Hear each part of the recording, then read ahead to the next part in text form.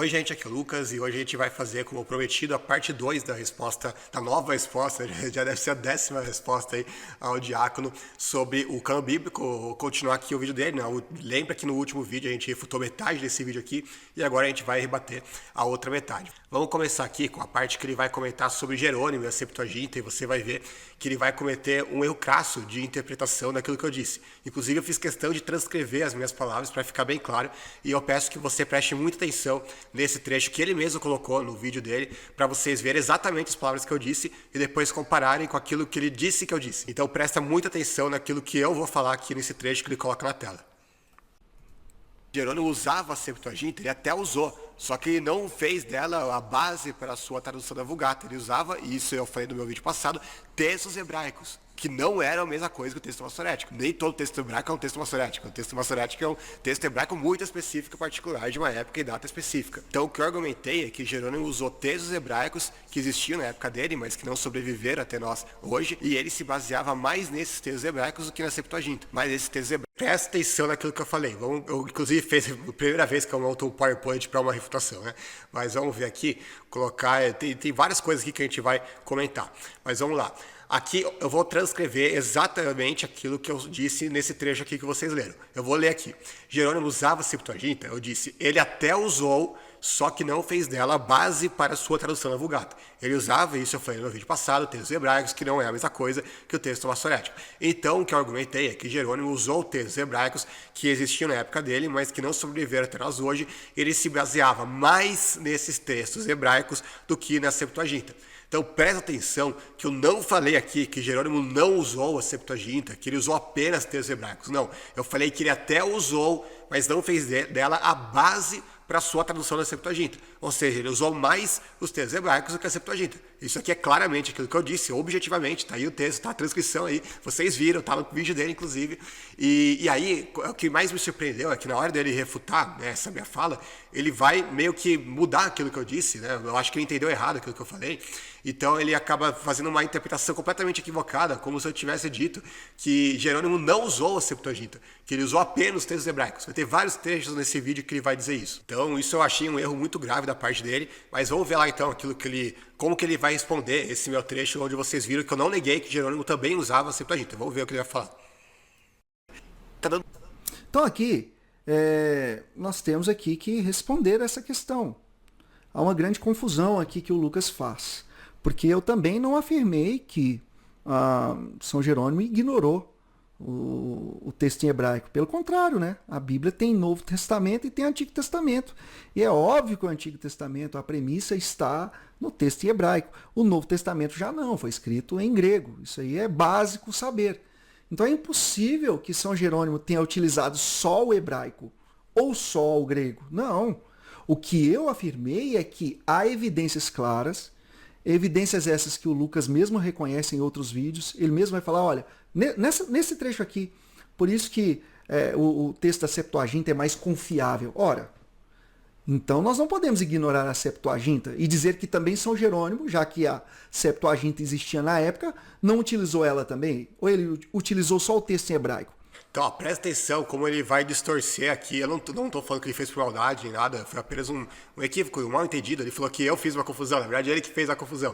Mas aquilo que eu disse não foi que ele usou só textos hebraicos. Inclusive eu transcrevi aquilo que ele falou para vocês compararem com aquilo que eu tinha dito. Então vamos lá. Isso aqui foi aquilo que eu tinha dito, tá no próprio texto lá, na fala minha que ele colocou na tela. E aqui é aquilo que ele respondeu. Olha o que ele vai responder. Então é impossível que Jerônimo tenha usado só o texto hebraico. Nós não podemos ignorar a Septuaginta e dizer que Jerônimo não utilizou ela também, ou que utilizou só o texto hebraico. Mas eu tinha dito que Jerônimo utilizou só o texto hebraico? Não. Eu falei que ele até usou a Septuaginta, mas não fez dele a base para a sua tradução da Vulgata e que ele se baseava mais nos textos hebraicos do que na Septuaginta. Então ele também usava a Septuaginta, foi exatamente aquilo que eu disse. Eu não falei que ele usava só textos hebraicos. Ou seja, o diácono aqui está atacando o espantalho. E não foi a única vez que ele fez isso. Né? Vários outros trechos aqui, eu não vou colocar todos, eu vou fazer uma seleção depois na edição e eu vou colocar aqui alguns desses trechos onde ele vai voltar a afirmar várias e várias vezes, dali até o final do vídeo, que eu teria dito que Jerônimo usou apenas os textos hebraicos, que ele não usou a Septuaginta. Vou fazer aqui, vou colocar na edição esses trechos. Agora, tentar colocar essa premissa de que São Jerônimo não utilizou a Septuaginta também, para mim, É isso que fica muito estranho nesse debate. Ele usou ou não usou a Septuaginta? O chat GPT acabou de dizer que usou, ponto final. Então, a Septuaginta foi sim utilizada por São Jerônimo. Não tem lógica não ter sido utilizada. Tá bom? E é esse o nosso argumento. Bom, então como vocês viram, até o final do vídeo, ele várias vezes ficou batendo nesse mesmo espantalho de que eu teria dito que Jerônimo não usava a Septuaginta nunca, né? Que ele só usou textos hebraicos, como uma coisa que eu não disse. Eu vou voltar aqui com aquilo que eu realmente tinha dito, que como vocês podem ver, não tem nada a ver com aquilo que ele disse que eu disse, né? Porque praticamente metade do vídeo dele foi simplesmente para bater no espantalho, para refutar uma coisa que eu não tinha dito, né? Então, aí fica um pouco complicado. Mas enfim, vamos continuar. Que ele vai ter uma coisa mais grave que ele vai dizer na sequência. Presta atenção. Não vamos falar de texto massorético, como ele disse. Verdadeiramente, eu quero dizer, abrir aqui um parênteses, né? Talvez na minha fala lá eu fiz essa confusão. E verdadeiramente, eu vou reconhecer isso aqui. Citar o texto massorético, sendo que eu queria falar texto hebraico. Esse foi o meu erro. Mas é fácil diferenciar isso. Realmente o texto massorético é uma coisa e o texto hebraico original, conforme o Lucas afirma, muitos categóricos aí, teólogos estudiosos, né, da área de Sagrada Escritura, vão afirmar isso. Muitos textos do original do hebraico ficaram aí meio que perdidos. Só que quando ele afirma que São Jerônimo utilizou e deu preferência aos textos hebraicos, isso também é uma imprecisão histórica, não tem como provar isso. Presta atenção que o que ele falou aqui é gravíssimo, é um erro muito grave. Vamos voltar aqui vamos voltar nos slides lá para fazer a transcrição. Acho que assim fica até mais fácil de vocês acompanharem aquilo que ele está dizendo e por que aquilo que ele disse está errado.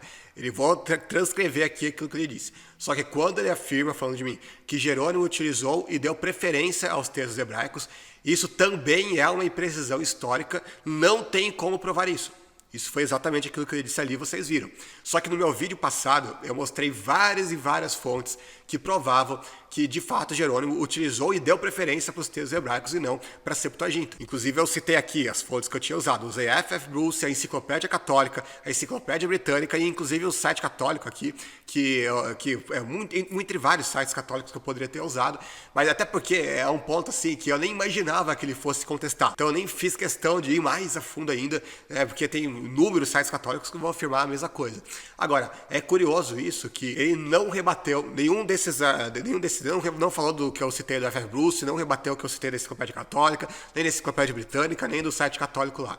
Ele não fez nenhuma refutação, ele não mostrou esses trechos na tela, ele não fez alusão a eles, não explicou por que eles estavam errados, não fez nada. A única coisa que ele fez foi mostrar o trecho lá que eu citei, o ChatGPT, que também falava a mesma coisa, e aí ele falou, não pode usar a inteligência artificial, e deu os argumentos dele lá. Eu já vou comentar sobre isso mais adiante, mas esses outros argumentos aqui que eu citei, né, vários autores eruditos, enciclopédias padrão que são usadas pelos acadêmicos, ele não comentou nada. Eu tinha passado isso no meu vídeo e ele não comentou. Então, inclusive, eu vou colocar aqui novamente, eu vou fazer um enxerto aqui no vídeo e mostrar esses trechos que eu tinha citado no meu vídeo e que ele não rebateu. Agora, sobre Jerônimo ter priorizado os textos hebraicos em detrimento da Septuaginta, eu já mostrei, inclusive, no vídeo passado, uma citação da F.F. Bruce, daquele mesmo livro do Cânon das Escrituras, que o Diácono mesmo também usou no vídeo passado dele. Olha o que o F.F. Bruce vai dizer. Logo, porém, está falando de Jerônimo, convenceu-se de que a única maneira satisfatória de traduzir o Antigo Testamento seria libertar-se da Septuaginta e trabalhar a partir do original hebraico. Olha o que a Enciclopédia Católica vai falar sobre isso, que a terceira versão feita por São Jerônimo, da Vulgata, num período posterior da sua vida, foi traduzida diretamente do hebraico. Aqui outra versão aqui, essa aqui é a Enciclopédia Britânica também, o original está em inglês, eu traduzi aqui automaticamente no português. Olha o que ele vai dizer aqui. Usando a versão grega da Septuaginta, do Antigo Testamento, ele produziu novas traduções latinas dos Salmos, o chamado Saltério Galicano, do livro de Jó e de alguns outros livros. Mais tarde, ele decidiu que a Septuaginta era insatisfatória e começou a traduzir todo o Antigo Testamento a partir de versões hebraicas originais, o processo que se completou por volta de 405. Isso aqui é um site católico, inclusive, Cultura Católica, e aí ele vai ter um artigo que ele vai falar da história da Vulgata Latina. Está em inglês também, aqui eu já traduzi automaticamente em português. Olha o que ele vai falar aqui. A outra qualidade da versão de Jerônimo é a fidelidade à tradução. Ele abominava traduções e serviços do hebraico para que o verdadeiro significado não se perdesse. Para obter o sentido fiel do texto original, consultava frequentemente outras versões. Assim, às vezes se afastava do hebraico em favor da Septuaginta.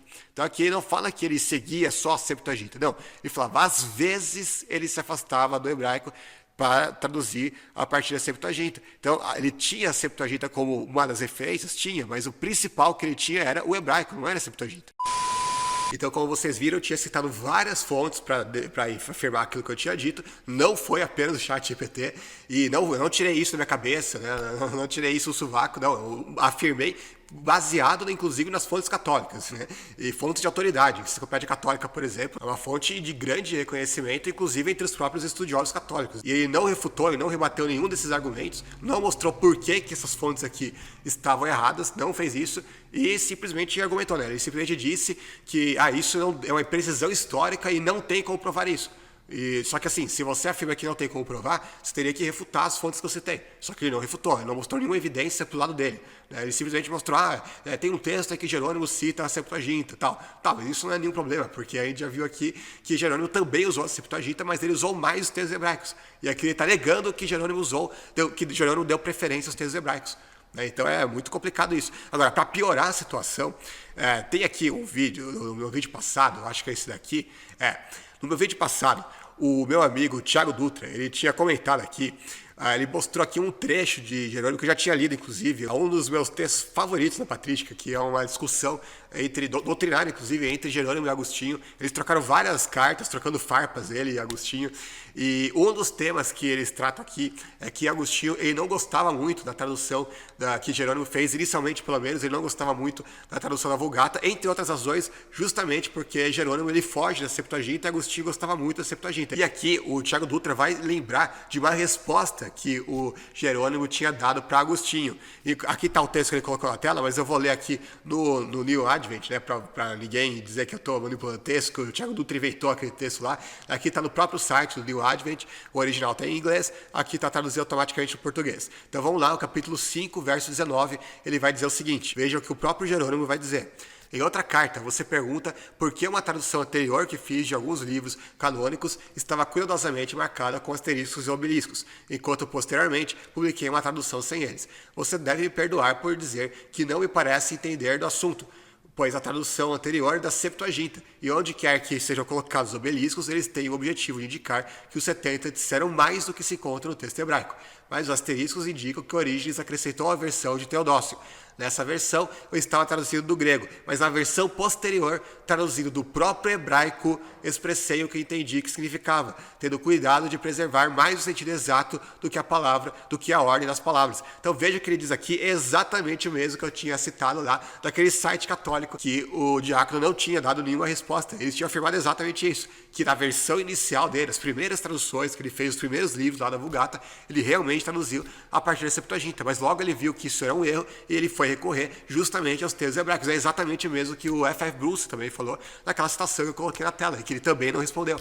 Então aqui o próprio Jerônimo, da própria boca dele, né, ele está afirmando exatamente isso, que na versão posterior dele, nos outros livros todos, ele vai traduzir a partir do hebraico e não a partir da Septuaginta, porque ele entendia que a Septuaginta estava corrompida. Aí ele coloca Orígenes no meio, tem toda uma questão ali envolvendo isso, né? Não veio a questão aqui se discutir se Orígenes realmente tinha adulterado a Septuaginta ou não, é uma outra discussão, mas o fato é que nas palavras do próprio Jerônimo, ele não considerava a Septuaginta uma versão melhor do que o hebraico, e justamente por isso, essa versão posterior dele, ele vai traduzir todos os outros livros a partir do hebraico e não a partir da Septuaginta. Então a gente pode acrescentar a essa lista de autores o próprio Jerônimo, né? Veja só que legal. Então a gente já tem o F.F. Bruce, já tem a Enciclopédia Católica, já tem a Enciclopédia Britânica, já tem o Instituto Católico e agora tem o próprio Jerônimo compondo a lista de autores que disseram exatamente aquilo que o diácono negou que fosse verdade, né?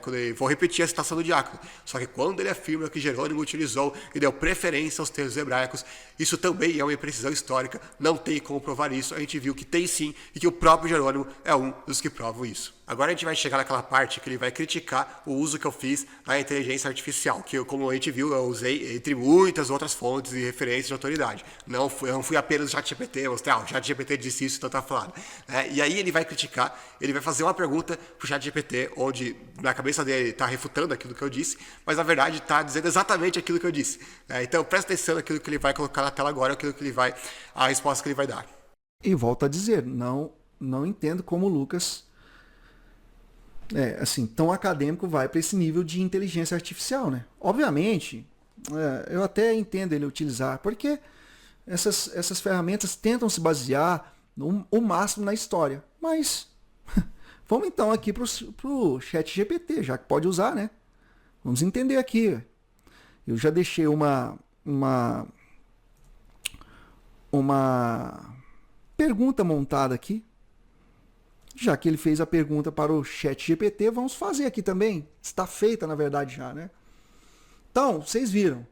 O Lucas fez uma pergunta de modo que o ChatGPT respondesse que Jerônimo utilizou só o original do grego e não a Septuaginta.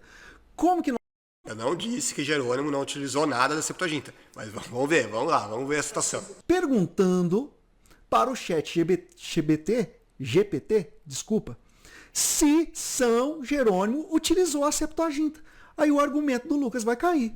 Então eu perguntei, São Jerônimo usou a Septuaginta em algum momento para traduzir a Vulgata? A resposta é sim, porque eu mesmo já tinha dito isso no vídeo, mas vamos ver a continuação.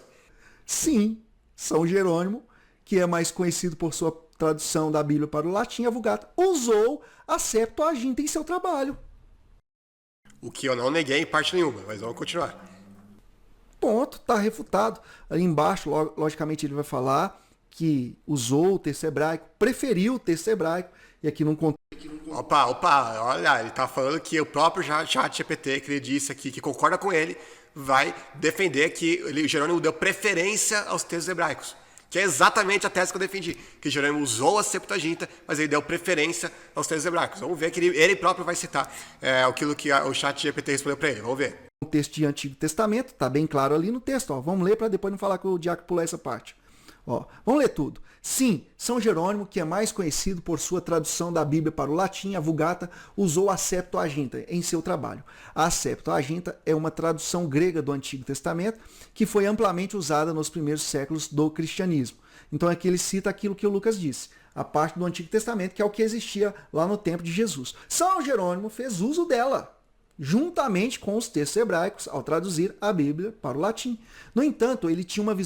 Olha agora o que ele vai falar. Vou voltar aqui um pouco para vocês verem exatamente aquilo que o ChatGPT vai falar. No entanto, ele tinha uma visão crítica em relação à Septuaginta, isso a gente já sabe, preferindo muitas vezes o texto em hebraico como base para sua tradução, especialmente no que diz respeito aos livros do Antigo Testamento. Perceba que não apenas o ChatGPT concordou exatamente aquilo que eu disse, como ainda o Diácono ele diz, isso a gente já sabe. Na parte que o ChatGPT tinha dito que ele tinha uma visão crítica em relação à Septuaginta, preferindo muitas vezes o texto hebraico. Aí ele vai lá e comenta, isso a gente já sabe. No entanto, ele tinha uma visão crítica em relação à Septuaginta, isso a gente já sabe. Mas espera aí, se a gente já sabe disso, então por que ele próprio tinha dito, e vocês viram que ele disse, eu passei o trecho aqui, que quando ele afirma, falando de mim, que Jerônimo utilizou e deu preferência aos textos hebraicos, isso também é uma imprecisão histórica, não tem como provar isso. Ele acabou de dizer que isso a gente já sabe. Ele acabou de ler o que o ChatGPT diz, que ele deu preferência ao texto hebraico, e ele falou que ele concordou com isso, sendo que anteriormente ele tinha acabado de dizer que Jerônimo não deu preferência aos textos hebraicos e que isso é uma imprecisão histórica que não tem como ser provada. Então ele está contradizendo ele próprio, ele não apenas está contradizendo, usando errado, na verdade, o ChatGPT, que está concordando comigo e não com aquilo que ele tinha dito, como também ele está contradizendo aquilo que ele próprio tinha dito. Então, em outras palavras, para resumir, o ChatGPT está certíssimo, ele está dizendo exatamente aquilo que eu disse, e na verdade o Diácono que está fazendo uma confusão aqui, porque ele não entendeu que eu não tinha negado que Jerônimo de fato usou a Septuaginta. Eu tinha dito que Jerônimo deu preferência para o texto hebraico e não para a Septuaginta, a partir do momento que ele viu lá que a Septuaginta tinha erros e tudo mais. Então ele usa usa mais os textos hebraicos, deu preferência de fato ao texto hebraico. A gente viu que o próprio Jerônimo reconheceu isso. Então ele tentou usar o chat GPT para me refutar. Na verdade, ele foi um tiro no pé, porque ele só concordou comigo. Mas vamos ver aqui que ele vai criticar o meu uso do chat GPT mais uma vez e vai falar alguma coisa que alguns católicos que seguem ele usaram para me atacar. Mas vamos ver. Então eu tenho muito medo dessa teologia de Google e teologia de GPT. Eu não sei falar esse negócio. Chat GPT. Até uma ferramenta que eu não tinha usado para nada ainda. Eu tenho medo dessas questões de inteligência artificial, mas só o Lucas Banzoli mesmo para me fazer usar isso. Chat GPT. Nunca mais eu esqueço. Bom, então, mas aí por causa dessa fala dele, teve alguns católicos lá que comentaram no vídeo que o Lucas Banzoli é o teólogo do chat GPT, tentando depreciar, né, obviamente, esquecendo que eu tinha citado, além do chat GPT, eu tinha citado, vamos lá, tinha citado o F.F. Bruce, a Enciclopédia Católica, a Enciclopédia Britânica, o Instituto Católico aqui, da cultura católica, e depois, nesse vídeo aqui, para ninguém reclamar mesmo, eu citei o próprio Jerônimo, né, agora eu quero ver alguém reclamar. E além deles, claro, também citei aqui o chat GPT. Pronto, tá na lista também, né? Agora os católicos vão ficar felizes. Também tem o chat GPT na lista. Então, claro, se eu tivesse citado apenas o chat GPT, seria um grave erro da minha parte, realmente, né? Seria muita sacanagem, realmente. A única fonte que eu tenho é o chat GPT. Agora, eu citei várias e várias fontes aqui. O chat GPT foi uma das muitas, não foi nem a mais importante, não foi nada, mas foi uma das muitas outras fontes que eu tinha citado. Só que o diácono, ele não fez menção a essas outras fontes, ele recortou apenas o trecho que eu tinha citado o chat GPT, e aí, para quem assiste apenas os vídeos dele e não os meus, e é normal, porque o canal dele é bem maior do que o meu, então os vídeos dele tem, sei lá, 4 vezes mais alcance do que os meus, então muita gente que está assistindo esse debate, não assiste os meus vídeos, assiste só os dele, então só me conhece a partir dos trechos que ele está citando, que ele está colocando na tela, que é tipo 2% daquilo que eu falo nesses vídeos aqui. Então, o que essas pessoas vão pensar? Que eu só citei o chat GPT e não citei nenhuma outra fonte, e sou o teólogo do chat GPT, né? E, inclusive, teve seguidores dele que usaram isso aí para me depreciar, para me ofender e tudo mais. Normal, né? A gente já está acostumado a lidar com esse tipo de gente há muito tempo. Então, enfim, é lamentável, né? Porque se assistisse a minha réplica também, os meus vídeos também, iam ver que eu não citei apenas inteligência artificial, citei várias outras fontes, mas tudo bem, eu não vou citar mais o chat GPT aqui, né, nesse debate. Deixa o chat GPT para lá, né? Até porque o diácono e eu também tenho dificuldade para falar GPT, né? Até porque, né, tem um PT aqui, né? Vai ver uma conspiração do Lula, né? Então, o chat GPT faz o L também, né? Então, melhor deixar para lá aí o chat GPT.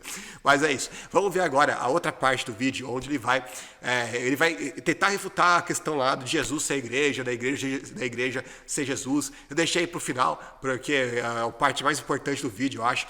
Então, vamos ver, para prender o público até, senão o público queria assistir só essa parte lá e não ver essa outra continuação aqui do vídeo. Mas vamos ver o que ele vai comentar sobre se Jesus realmente é a igreja e como refutar isso.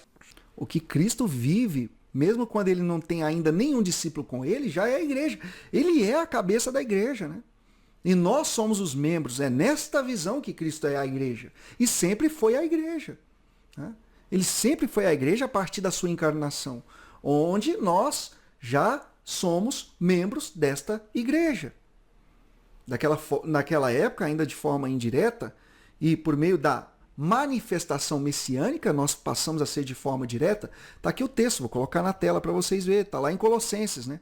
Inclusive, o Lucas cita esse texto, e eu não sei como que ele não entende. Colossenses 1:24. Agora me alegro em meus sofrimentos por vocês, diz o apóstolo Paulo, e completo no meu corpo o que resta das aflições de Cristo, em favor do seu corpo, que é a igreja. Certo, isso aqui eu já tinha explicado no meu vídeo passado, que quando o Paulo fala que o Cristo é o cabeça da igreja, que a igreja é o corpo de Cristo, isso daqui é uma metáfora, é uma figura de linguagem que ele está empregando para dizer que nós espiritualmente somos o corpo de Cristo. Não dá para você tomar isso pela letra, literalizar isso vai levar a absurdos, assim, chocantes realmente. E aqui eu fiz uma lista no mesmo arquivo lá do PowerPoint que eu criei para fazer a refutação. O diácono usa lá o documento Word, legal, eu sou o teólogo do PowerPoint agora, né? Eu vou virar o teólogo do PowerPoint. Vamos lá. Vamos lá, que eu fiz aqui algumas considerações. Como o diácono está insistindo em usar esse argumento, ele pega lá a metáfora da igreja como o corpo de Cristo para dizer que Jesus é a igreja e bater o martelo em relação a isso, ele não está entendendo que isso é uma espiritualização. Eu vou aqui pegar tudo aquilo que é espiritualização do mesmo tipo e interpretar como se fosse literal, como ele está fazendo, certo? Vamos ver. Pela lógica do diácono, o argumento dele é estruturado da seguinte forma. A igreja é o corpo de Cristo, está naquele texto lá, portanto, Jesus é a igreja, certo? Beleza, é o argumento que ele está usando. Pela mesma lógica, Jesus é Deus, a igreja é Jesus, portanto, a igreja é Deus. Começa a piorar, né, um pouco. Aí, vamos lá, pela mesma lógica, a igreja é Deus, essa igreja é a Igreja Católica Apostólica Romana, porque não se enganem, quando o diácono ou qualquer outro católico fala de igreja, ele não está falando de qualquer igreja, não, ele está falando da igreja deles, né, claro, né, a Igreja Católica Apostólica Romana.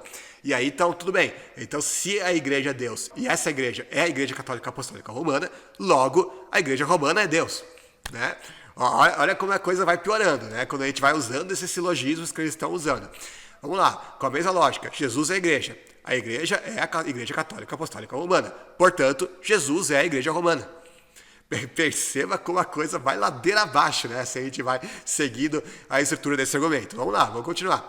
Com a mesma lógica, Jesus é a igreja, Jesus é o cabeça da igreja, também está lá em Efésios 5, 23. Portanto, Jesus é a cabeça dele mesmo. Veja só que bonito, né? Que legal. Vamos lá. Com a mesma lógica, Jesus é a igreja é noivo de Cristo, portanto, Jesus é noivo dele mesmo. Daí eu quero ver o diácono concordar com essas, né? Isso aqui é apenas a conclusão lógica do silogismo que ele próprio está usando, certo? Eu estou usando a lógica dele aqui. Não estou falando que eu concordo com isso, estou usando a lógica dele. Pela lógica dele, Jesus é noivo dele mesmo, né? Deixa aí que vocês tirem as próprias conclusões se isso faz algum sentido ou não. Vamos lá, com a mesma lógica ainda. Jesus é a igreja, Jesus fundou a igreja, o texto clássico que eles gostam de usar, Mateus 16, 18. Portanto, Jesus fundou ele mesmo. É a conclusão que a gente tem que chegar também a partir do mesmo silogismo que eles usam. Vamos lá. Com a mesma lógica, o marido é a cabeça da esposa, portanto, o marido é uma mula sem cabeça, porque afinal, né, como isso aqui não é uma espiritualização, é alguma coisa literal, né, ele toma ao pé da letra isso aqui, então, né, se o marido é o cabeça da esposa, então não está mais com a cabeça foi para a esposa, né, a esposa não tem cabeça, né, pegou emprestada a cabeça do marido e o marido é uma mula sem cabeça lá, né. Então, se a gente for literalizar essas coisas que na Bíblia são espiritualizações, a gente vai ter que chegar nessas conclusões completamente, né, sem pé nem cabeça, né, literalmente sem cabeça. Ou então a gente vai dizer que o marido é a cabeça da esposa, portanto o marido é a esposa, porque é parte da esposa, né? Então é a mesma coisa, né? Ou mais, vamos lá, vamos a alguns textos bíblicos, o que o texto diz e como ele deveria ser lido se realmente Jesus for a igreja e a igreja for Jesus. A ele seja a glória na igreja e em Cristo Jesus por todas as gerações para todos sempre. Qual que a gente deveria ler esse texto então? A ele seja a glória em Cristo Jesus e em Cristo Jesus, já que Jesus é a igreja, não é mesmo? Por todas as gerações, para todos sempre. Vamos lá. Eu, Jesus, enviei o meu anjo para dar a vocês este testemunho concernente às igrejas. Vamos ver como é que o texto deveria ser lido então. Eu, Jesus, enviei o meu anjo para dar a vocês este testemunho concernente a mim mesmo. Já que as igrejas são Jesus. Jesus é a igreja. Mateus 18, 17. Se ele se recusar a ouvi-los, conte à igreja. Se ele se recusar a ouvir também a igreja, trate-o como pagão publicano. Quem disse isso foi o próprio Jesus. Então a gente teria que interpretar esse versículo dessa forma. Se ele se recusar a ouvi-los, conte a mim. Se ele se recusar a ouvir também a mim, trate-o como pagão ou publicano. E mais aqui, Atos 15, 41. Passou então pela Síria e pela Sicília, fortalecendo as igrejas. A gente deveria entender como passou então pela Síria e pela Sicília, fortalecendo os Jesus aqui no plural, inclusive, né? Vamos lá. 1 Coríntios 16, 19. As igrejas da província da Ásia enviam-lhes saudações. Aquila e Priscila os saúdo afetuosamente no Senhor e também a igreja que se reúne na casa deles. Como é que a gente vai interpretar? Os Jesus da província da Ásia enviam-lhes saudações. Aquila e Priscila os saúdo afetuosamente no Senhor e também o Jesus que se reúne na casa deles. Então, enfim, aqui a gente já está passando aquela outra parte lá que eu tinha comentado lá da Septuaginta e tudo mais. Então, enfim, para resumir, claramente na Bíblia, a igreja é uma coisa diferente de Jesus. Jesus funda a igreja, Jesus não é a própria igreja. A igreja, sim, ela está edificada sobre os princípios de Cristo. E espiritualmente a igreja é o corpo de Cristo. Isso é uma verdade espiritual, não é para a gente tomar ao pé da letra. Assim como a gente não toma ao pé da letra que o marido é o cabeça da esposa. Como eu falei, não dá para tomar ao pé da letra uma coisa como essa. Só que ele está aqui tomando ao pé da letra, literalizando uma verdade que é espiritual, que é uma metáfora que Paulo está fazendo naquele contexto. Entende? É um grave erro, é um crasso erro você tomar ao pé da letra aquilo que foi expresso na intenção de ser uma espiritualização, uma metáfora. Inclusive, vai ter textos bíblicos que vão falar que nós somos os membros desse corpo de Cristo. Paulo, inclusive, vai fazer analogia ali com o pé, com a mão, com os dedos e assim por diante. E que Cristo é a cabeça. Agora, será então que Jesus, como pessoa, ele não tem um corpo? Jesus é literalmente apenas a cabeça, né? Depois que Jesus foi assunto aos céus, depois que ele ressuscitou e tudo mais, dividiram Jesus, né? Jesus cortaram a cabeça de Jesus, e Jesus é só a cabeça mesmo do corpo, e o resto são nós, né? Cada um de nós, né, que compõe esse corpo. É absurdo, seria blasfêmico alguém afirmar uma coisa como essa, mas seria a conclusão que a gente teria que chegar se realmente, né, aquilo que o diácono disse fosse verdade, ou seja, tomar ao pé da letra aquilo que foi dito na intenção de ser uma metáfora. Então, da mesma forma que Jesus não tem hoje apenas uma cabeça lá no céu e o resto é a gente que está ali compondo o corpo dele, não dá para tomar ao pé da letra, isso aí é uma metáfora, como eu já falei. Da mesma forma, a gente não pode tomar ao pé da letra os textos que falam que a igreja é o corpo de Cristo, no sentido de ser o próprio Cristo como pessoa. Não é a mesma coisa. É querer misturar alhos como galhos, né? Como eu sempre costumo falar. Não dá para fazer uma coisa dessas. Então, enfim, isso é isso que eu tinha para falar por hoje. Lembrando mais uma vez, eu não quero que ninguém vá nos comentários para ofender o diácono, para usar palavras assim, sei lá, palavras de pai de calão. Eu já tive que excluir alguns comentários, inclusive, mesmo que os seguidores dele façam isso comigo nos vídeos dele lá, desde que eles façam assim eles lá. Eles vão mostrar que a gente tem mais nível aqui, assim como o próprio diácono, que tem um enorme alto nível, que não usou de ad hominem contra mim em momento nenhum nesse debate, nessa discussão, e também não usei contra ele, e vamos manter então o alto nível, né, nos comentários inclusive. Então é isso, pessoal, é o que eu tinha para dizer por hoje. Lembrando que no primeiro comentário fixado do vídeo vai estar o link para o meu grupo fechado do WhatsApp, para você ser notificado sempre que houver um novo vídeo, live, livro, artigo e tudo mais. E também não se esqueça de deixar o like no vídeo, de ativar o sininho das notificações para você também ser notificado, e também de comentar aqui no vídeo, que eu respondo todo mundo que tem qualquer dúvida sobre qualquer assunto, qualquer dúvida sincera que eu respondo. Então é isso, pessoal, um grande abraço, valeu e falou!